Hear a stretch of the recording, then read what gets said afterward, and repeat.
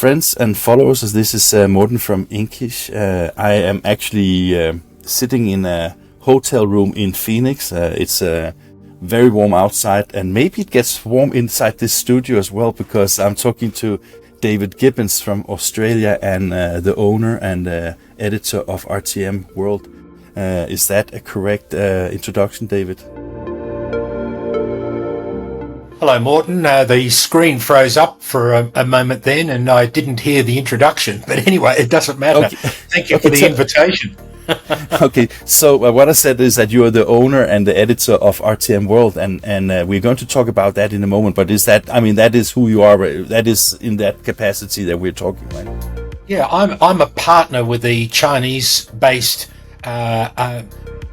RT Media, which actually now is owned by the French company Comexposium. So we're actually a French-owned company which is based in China, and I'm a partner of the Chinese aspect of that. And we run a very large trade show there in Zhuhai, China, which is probably 95% of the business. But the publishing and broadcasting, this is another aspect of the organization as well.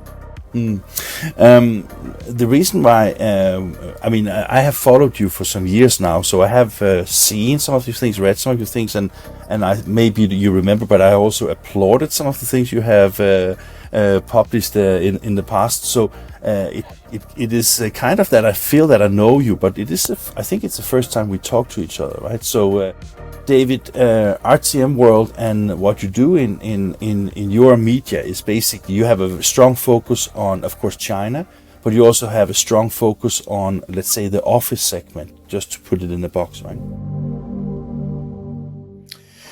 Yeah, I mean the office machines, printers and copiers, and particularly the consumables for those things has gravitated towards China, I guess, over the last 15 years. And so I found myself going and living and working in China, particularly for the last 12 years, there full time. I actually have a home in Zhuhai in China. I'm married to a Chinese wife, so I am somewhat biased. Let me say that right up front, Morten, that I do see things from a Chinese perspective, and I haven't always had that perspective. Go back 12 years, I had a very Western view of communist China. But when you go and live there and you see how people's lives are being transformed, just in the 12 years I've been there, my staff, their wages have doubled, and they now can afford a car and buy an apartment. I've just seen amazing transformations across the board. And so I've come out with a different view of China than what probably many Western people would have, and certainly what I had before I went there. And when you talk about, let's say, the wealth that you see the middle class is growing in China, that has been one of the Communist Party's motivations for the financial policies they have done, and also the let's say the repositioning of China in an international global perspective, right? That's correct. 400 million people, it's the population of the US, when you think about it, larger than the population of the US, have all been, are all living in a far better position. Even the poorest of the poor, typically in rural areas, have also prospered. I mean, companies are encouraged to go and find a village, go in and help with the education process. And of course, education breaks the cycle of poverty. But a lot of the kids from these villages move into the cities around China. They travel everywhere to find a job and send money back home. And I'm now in Sydney, Australia. We send money back home to my wife's parents in China, because my wife is, enjoying a good life and a good salary in her job, and is able to help her mum and dad. And that's culturally what people do in China. And with that said, I mean, the fact is that whatever you think of the Chinese policy, and there is there's a Western view on China, and there is like a Chinese view on China, I would say. Before we talk about that in more details, and I think it's important for people to understand that every government in every part of the world, they always have an obligations to do what is best for the populations. Do you think that is the driver for the Communist Party in China? Because, I mean, if you look at the industrialization and China becoming like the, let's say, the producer of practically everything that is consumed in the Western world as well, where is the split between what they're doing in order to just become richer as a country and also become like a superpower? Yeah, that's a good question, Morten, because, you know, it's still a developing country. Now, you can go to cities like Beijing, Shanghai, Guangzhou, even Zhuhai, where I am, and you'd say, this is not a developing country. All the buses and taxis are all electric vehicles. Look at the very fast train that whizzes through. You say, you know, where do you see technology like this in other countries? You know, and you'd think, well, China isn't a developing country anymore, but actually as a country it is. You don't have to go very far to go into the back blocks of, you know, of China and realize that it's still very much a developing country. My wife's grandparents, you know, live in a very poor district. You know, the chickens walk through the bottom floor of the house, and the dogs and everything else, and you think, well, this is not the sort of lifestyle I would enjoy myself. So you've got to realize that it is a developing country, but as a developing country, it now wants to sit at the table with larger, you know, more modern first world countries such as the United States and European countries as well, and be able to say, well, we'd like to contribute to the discussion. We'd like to contribute to the betterment of the world. That's what China would like to do. But I think that talking about China in that perspective, and that is we're going to talk about 9 Star in particular in a second because of the US ban. All right. So when you look at when China wants to be part of the first world, I mean, and I think, you know, from a population perspective, it makes sense because 1.3 billion people is a considerably part of the global population. So it would be kind of strange to just abandon such a vast population just because of economy, basically. Right? But the controversy here and maybe what makes it difficult for Westerns to understand is that, and I'm asking you actually very openly, because you know, if you don't have a democracy in Western you know, understanding, you have a lot of surveillance. I know that you also have that in the UK and other countries and things like that, but I think that in China it is a little bit more than what you use. I mean, there's a lot of things, at least when you read the Western media, that kind of put China in a box where it is, like you say, you don't want to be part of living in the rural areas of China. But I also think there's part of the well-developed China that some Westerns wouldn't like to live under. Do you understand my question and where, Sure. I would like your input on it? Yeah, and when I first moved to China, I found it very confronting. You know, and not being able to access Western websites, not being able to, you know, and you know, things like Facebook, YouTube, things that I had been using myself. I found that somewhat limiting. I'm a practicing Christian as well, and it was not easy to find a church to go to. But I found one, and you know, I had to travel some distance. Whereas in the West, you know, I'm used to being able to just go to my local community church and being part of that. But when I was in China, I had to search around. There were a lot of underground churches there, illegal because they're not registered. But I didn't want to be in a position where I was thrown out of the country because I was attending an illegal meeting. So that there were those sorts of constraints, of course. But the overwhelming, you know, situation is that, yes, there are some frustrations and that sort of thing, but there's also a lot of benefits. I could walk down the street at 11 o'clock with my wife without any fear of attack. I could carry a fistful of money in my hand not be robbed, or that you don't see homeless people, fear of guns and violence. So there are so many other kinds of freedoms that you can enjoy, because everyone goes shopping till 10, 11 o'clock at night in restaurants. Then you wander home, you walk home on the streets without any fears whatsoever. So, freedoms, you have a sense of loss of freedom in some cases, and you feel like you're gaining freedoms in another way. So, and very real practical freedoms as well. When you go to China, you feel incredibly safe. I do understand that, and to some extent, any society is maybe in a trade-off, because I live in Denmark, which is one of the world's oldest democracies, and I still think there are limitations to democracy and how we practice everything. Freedom of speech has just been kind of let's say challenged because of these stupid people that are burning the Quran in Denmark. That has given us a lot of foreign policy problems, and now the government is trying to basically say that it's illegal to burn it, and they have to figure out to do that in a way that doesn't compromise the freedom of speech.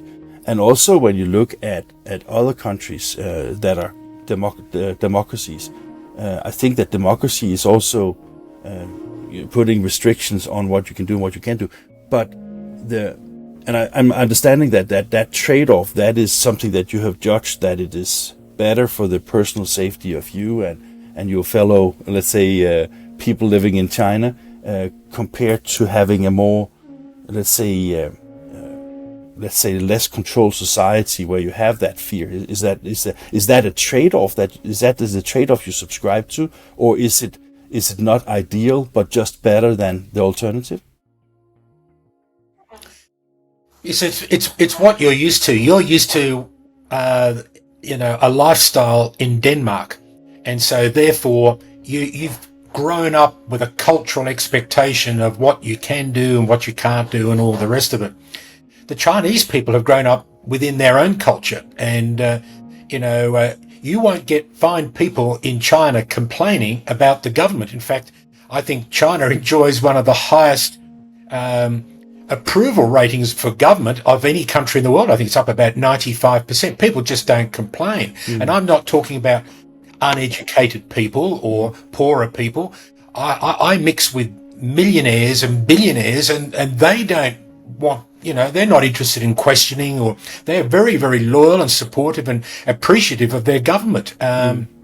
So it's what you're used to. And, they talk about freedom, and you can, if you want to get involved in politics in China, you can join the Communist Party. And within the party, there is still a left and a right, as there is in any government area. And you can argue on the left or the right side of politics, but it's all done behind closed doors. And, the Chinese like to think that they don't hang their dirty washing out on the line for all to see. If you're going to go and argue, and from what I'm told from people who are members of the party, that it can become very, very, aggressive with, behind the closed doors. There's a lot of angst that goes on, and you can be a member of that, and you can have a voice, and you can be part of that at any level, whether it be local city or provincial or the federal or the national government. So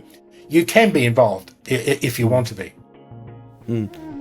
But David, still you said before that as a practicing Christian, you wouldn't go to the meetings in the underground or illegal meetings because of fear of being thrown out of the country. I guess that could be seen as the same reason why Chinese would not stand up against the government. There is, I don't know. Again, I don't know, because the Western media might be skewed. But I'm just thinking that sometimes you hear about a foreign minister that disappears from the public, or you hear about Jack Ma that disappears from the public, or you hear other very famous known people that stand up against the government, and then or get too wealthy or get too powerful, and then they suddenly disappear from the public. Is that just the skewed Western propaganda, or is that also part of China? It's a bit of both. There's definitely some propaganda from, Western propaganda involved in that. But at the same time, as I said, there can be some very fierce divisions behind party walls, and whether people disappear overnight, I don't know. I've not come across that myself in China. I've seen people that have been tossed out of government, mayors and that sort of thing, because of things that they haven't done correctly, but they still exist and they live in the community and those sorts of things. So it's part of what I said before. It's the cultural expectation. People grow up living in a certain way. If you come in with a completely different view of life and how life should be and free speech and that sort of thing, you're going to find that there's a cultural difference. I learned that difference is not necessarily something that is right or wrong. It's just different. And I actually was very comfortable living within that environment in China on the basis of the fact that I can now embrace the differences, because I've realized that there's more than one way of solving a problem in a community. And, you can have a Western way of dealing with it, and you can have the Chinese way of doing it. And I have to admit, when I've seen the Chinese manner of dealing with things, it ends up with a very good result, and it's very compelling. You said that the Chinese government would like to have a seat at the first world's tables when it comes to global discussions and things like that. One of the things that is what I can't help think about is that when you look at China as a world power, I think that I live relatively close to Ukraine, for example. I think most of at least again, the Western world is taking the stand in favor of Ukraine, and it seems that China, in that perspective, is not really like, it seems that they are on a confrontation course with the Western governments, and that maybe also be something that you see the South China Sea. I mean, I know we're not in foreign policies and financial anyway, but I'm just trying to get the picture of it, because for me, sometimes when I look at China, why are they taking, let's say, the wrong decisions, what I think is from a moral perspective? And I think that is sometimes what is confusing the Western people when they see China. And I think honestly that a lot of people in the West are scared of the Chinese because of they are very bright people. They are very determined in what they do. And at the same time, I think a lot of people think they take the wrong decisions or make the wrong decision. Is that totally? Do you totally disagree on that view? It's a good point that you raised there, Morten, because again, this illustrates my point.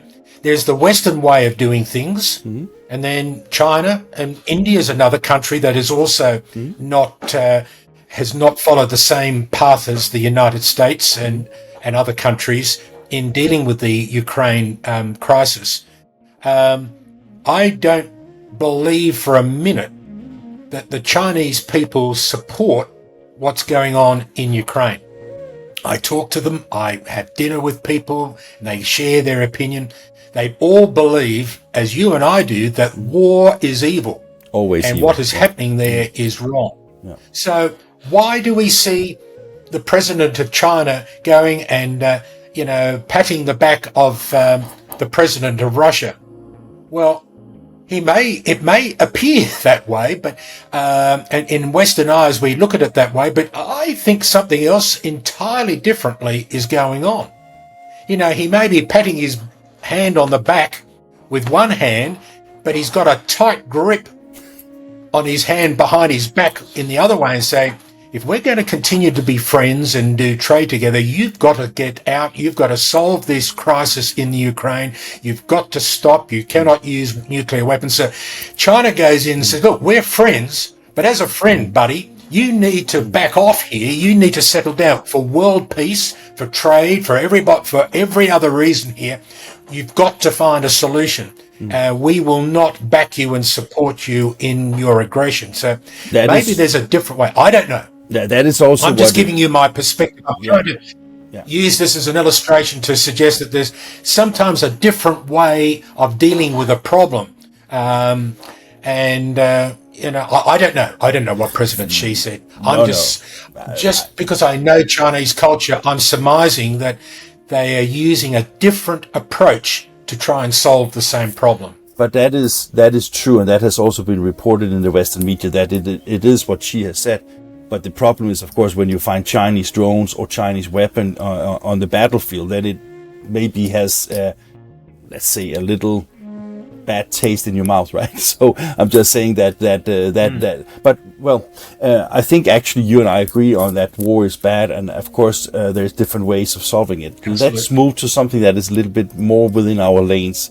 The reason why I asked you for this interview yesterday was because you have just yesterday, I think it was, or the day before yesterday, published a small article that was kind of interesting to me, because you. I don't know how much the audience on my channel knows, but basically because of the Muslims in the Xinjiang province, there has been a ban from the US against a quite long list of Chinese companies with the let's say with the saying that they are using slave labor from Xinjiang province. I'm not so good in English, so maybe the words could be formulated better. But the point is basically that one of the really, really big companies in our industry, Nine Star, and a lot of their subsidiaries have been banned for exporting products from China to the US. And that obviously have a huge consequence, not just for Nine Star and its subsidiaries, but also for the consumers and customers in the US, of course.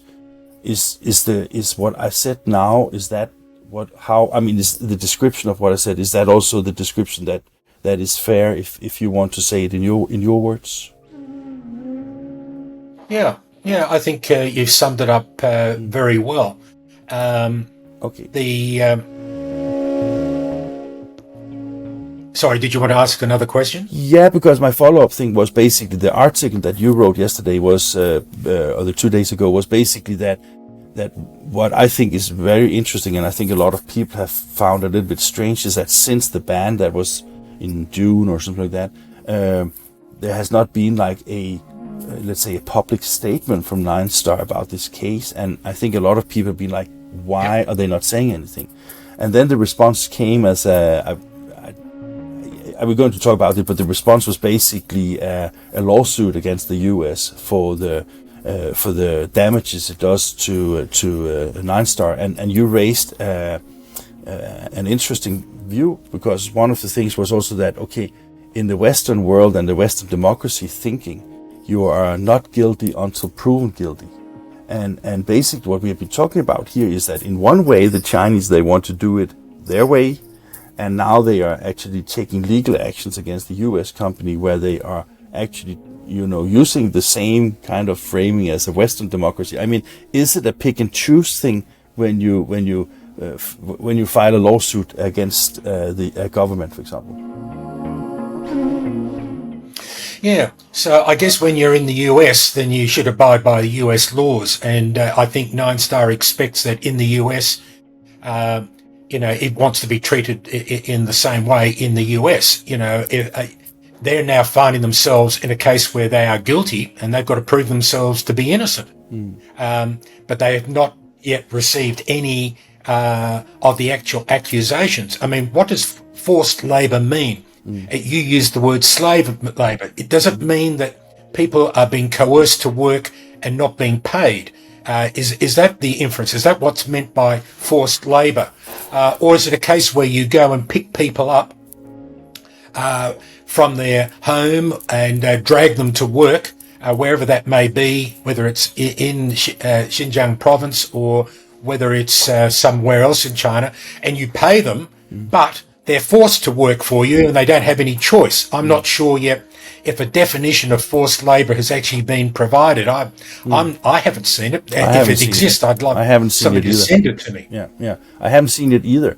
So I'd like to know what they mean by forced labour, because when I was in China, I had a next door neighbour in my apartment who is a Uyghur, a Muslim Uyghur. I had colleagues who worked in related businesses who were Uyghur people. I used to frequent a restaurant that I really enjoyed in Zhuhai from the Uyghur province, all cooking the Muslim food, which I really like. And these people, I used to ask them questions. So what's going on? In fact, it wasn't that, it was only a few weeks ago that one of these friends of mine, when I say friends, they're not close friends, they're acquaintances, said to me that this law in the United States is actually hurting Uyghur people, because if we cannot get a job for a company that does any business in the USA, they're not allowed to employ Uyghur people for fear that they're being coerced to work or forced to in some way. And so it's actually hurting Uyghur people, this ruling, because they cannot work freely for international companies that, like any other Chinese person could. So in that sense, it's an interesting view. When I was writing about the Uyghur Muslim situation, I was actually a bit surprised because, for example, I think even the Chinese government acknowledged that they have these correction camps for Muslims that they want to, let's say, I don't know the word for it. Correction is maybe the word that they use themselves. Re-educate. Re-educate, yeah. Is that also from a Chinese? Because I also read that that in China, the Xinjiang province and the Uyghur community is acknowledged as an original people from there.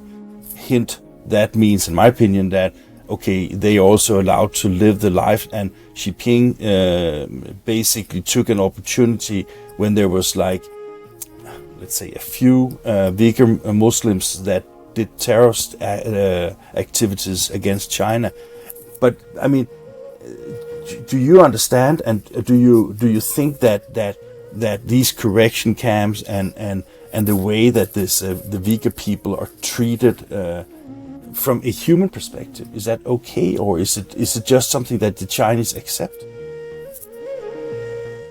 Yeah, well, you've rightly said that there is, there are people that have been incarcerated, and I've had Uyghur people tell me that as well. But Uyghur people also tell me that they have enjoyed great freedoms as being in Xinjiang as a special zone. They've been they enjoy being a part of, a legitimate part of China. They enjoy their culture.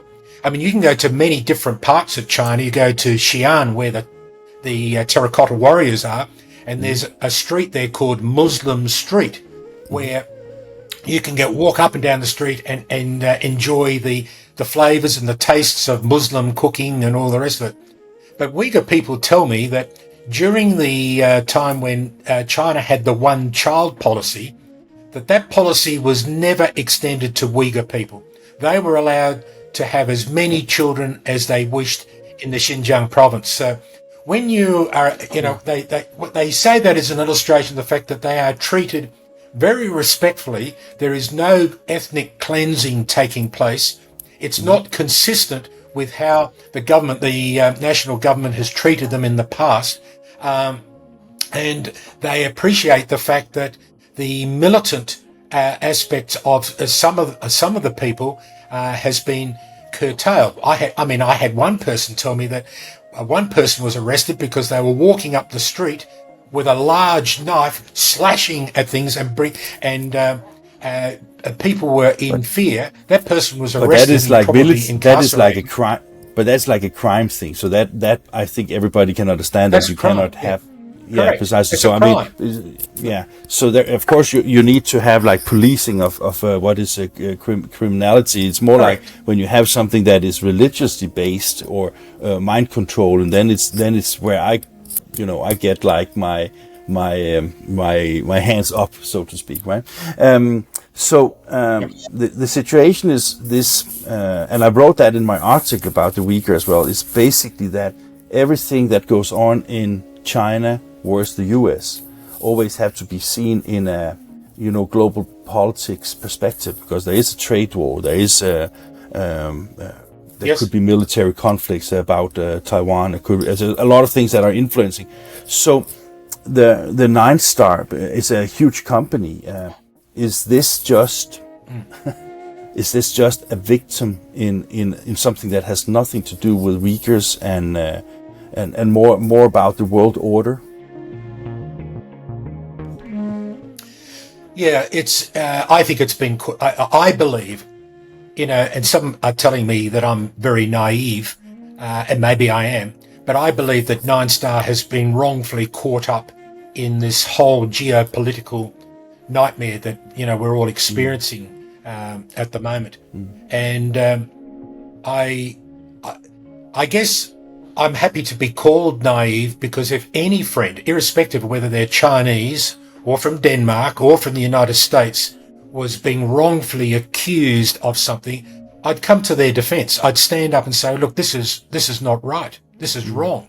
Where is the evidence? If there was a friend in the United States that was arrested for murdering somebody, and they said to me, David, it's just not true. I've been set up.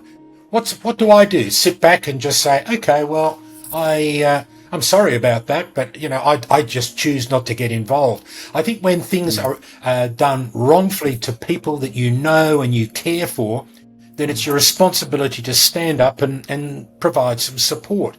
And that's why I support Nine Star, because I know them quite well. I know a number of companies there in Zhuhai very, very well. I've been in and out of the factories. I've been, seen the accommodation, and I've sat in the cafeterias where they provide the food.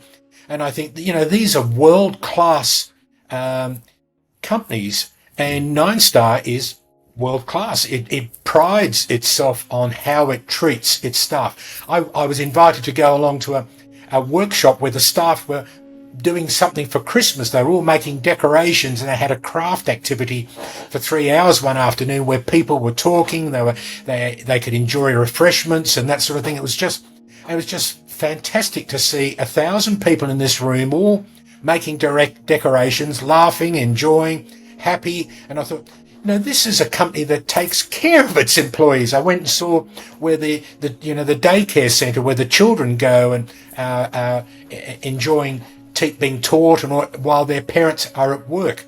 And I just think it's just not consistent with the allegations that's been made against it. So I want to see the evidence. Now, if the evidence is there that they've done something wrong, well, I'll accept that. But I haven't seen any evidence of it myself. I'd like to see the evidence. That's my call. Where is it? Good point. And it will be exciting now, because I don't know if you can easily sue a government, but if you can, and it comes to, let's say, some kind of discussions and debating in the court, probably that will be one of the things that needs to be put forward. Of course, sure. I'm not trying to refer to my article all the time, but I was actually also saying that if Nine Star and some of the other Chinese companies have done what they are accused of, I was actually thinking, how could they ever rectify it? Because as you say, maybe forced labor should be defined first, but secondly, what is interesting could also be like, can they pay a fine? Could they pay salaries? Could they lay flat down and say, excuse me, I'm sorry, or what can happen? And I was actually not so surprised when I read your article that they were suing the US, because it has a lot of damages to them. And obviously, because that was why the US government took those actions against Nine Star.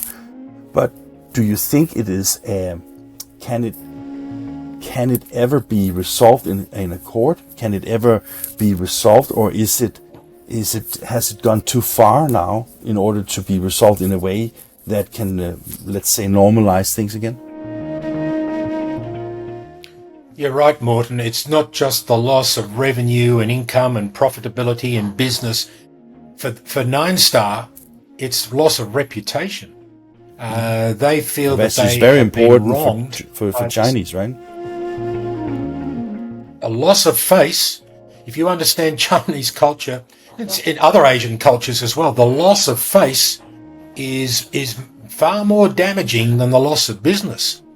And at this stage, the injunction that I believe that they've applied for is to be able to continue doing business. So that will deal with the monetary side, but at the same time, they want to have their day in court to hear the evidence against it. They have the opportunity to refute that and provide their own evidence. And I'm not talking about what they're doing now, but talking about, obviously, the US government has based their decision on something that's happened in the past. So they've obviously got some evidence to make this decision.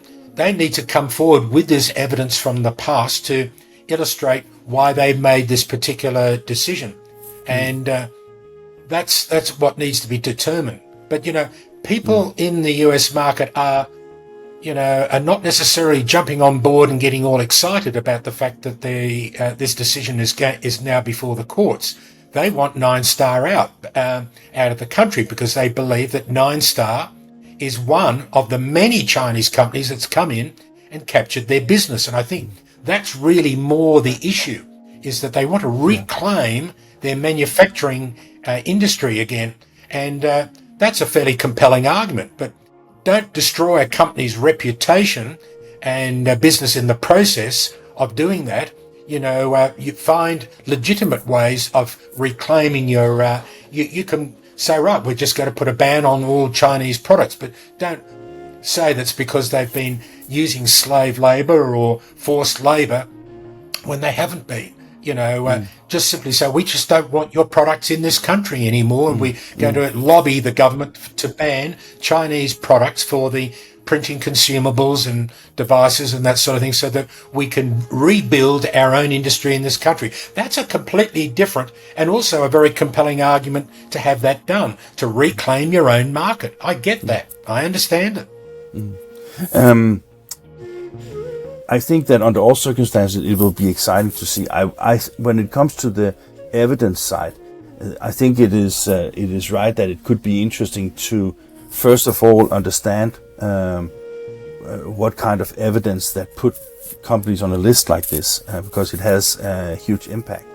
But I also think that when it comes to the Uyghur and to the Xinjiang way of handling things, Human Rights Watch and some of the, let's say, normally well-respected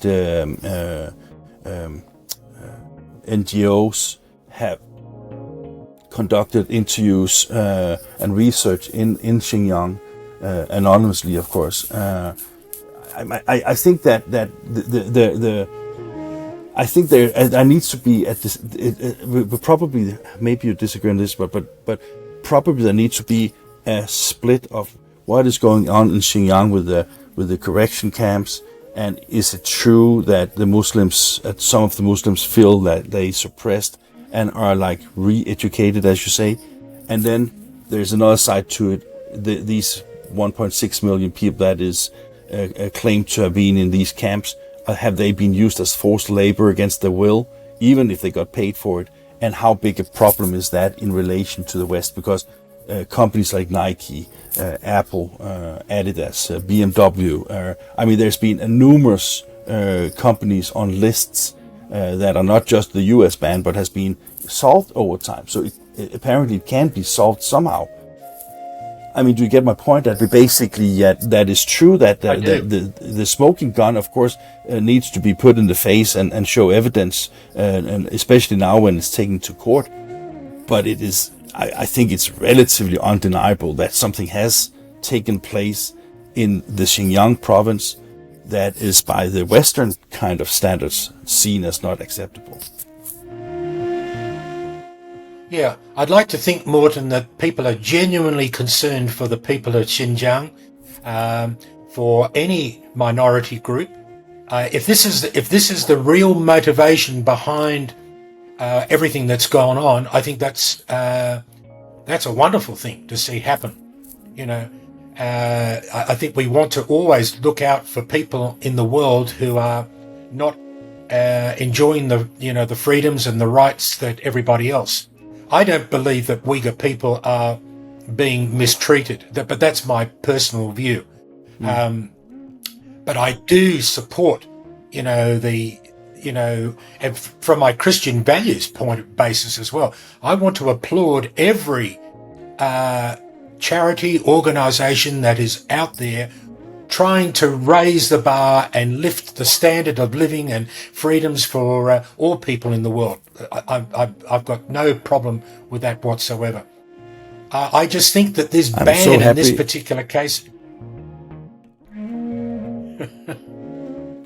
You agree with me, I think, Morten. That's why we're talking today, because I think we share common values. Yes, and I agree. And the reason I was just wanted to interrupt you for a second was because I actually wrote also in my article that if it is genuine that the human rights organizations and the politicians care about, let's say, if people are not treated the right way, super nice. What I also wrote was basically that I fear that if this is maybe more geopolitics, that okay, someday in an agreement between the US and the Chinese, they will make a new kind of treaty, and then everybody forgets about the Uyghur Muslims, right? That is almost the worst case scenario, right? Well, you're absolutely right. And my fear out of all this is that the ban is being applauded in the United States, not because it's doing something good for Uyghur people or oppressed people or whatever, but it's actually saying, oh, this is good for our market, our business. We can actually now kick these companies out, and we can reclaim some, we can capture the markets they used to have and the customers that they used to have and grow our business. And the motivation is more about the business opportunity that it provides rather than the forced labour issue. I don't think anybody, and I know that Nine Star are very, very strong on this point. They absolutely abhor the concept of forced labour, whatever that means, whether it be just forced and paid for or whether it's slave labour. We don't know what it actually means. I've had 3 different lawyers give me 3 different opinions on that, by the way. I just think that we just need to be making sure that we're really concerned about the things that we should really be concerned about here, and being on target. I suspect that there are ulterior motives for supporting Nine Star's ban, but Nine Star themselves absolutely abhor any sense of mistreatment or anything by its employees or anyone in its supply chain, for that matter. Fantastic. David, I think we could talk forever. It's been really interesting to have this chat with you. I hope what comes out of this conversation here is basically that I think that I still have my suspicions about the motivations of the Chinese government of wanting to control things that are non-democratic. But I also saw some videos from Chinese people living in London giving more or less the same explanation as you, that the culture and the history of how China has relationship to rulers are totally different than we have it in the West. And therefore I think that this conversation is great because now we're talking to somebody who has lived in the West, brought up in the West, but now living and doing business also in China. So this gives the, let's say, at least the part of the 360 degree view of it.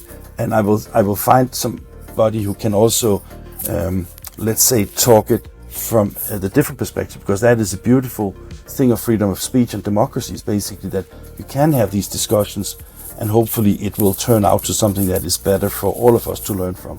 So I want to thank you very, very much for your time here, and I think it's been a wonderful conversation. I hope you enjoyed it too. Thanks, Morten, and I applaud your open-mindedness in exploring the issue from different perspectives, because that's what's going on here. It is all about different perspectives, and it's not until you actually live and work in China that you actually understand, there is a different perspective, there is a different way of managing and dealing with things, and having that openness is really all that should be taking place here. Let's be open-minded to realizing that there are different ways of solving the problems that are in front of us. Thank you, sir.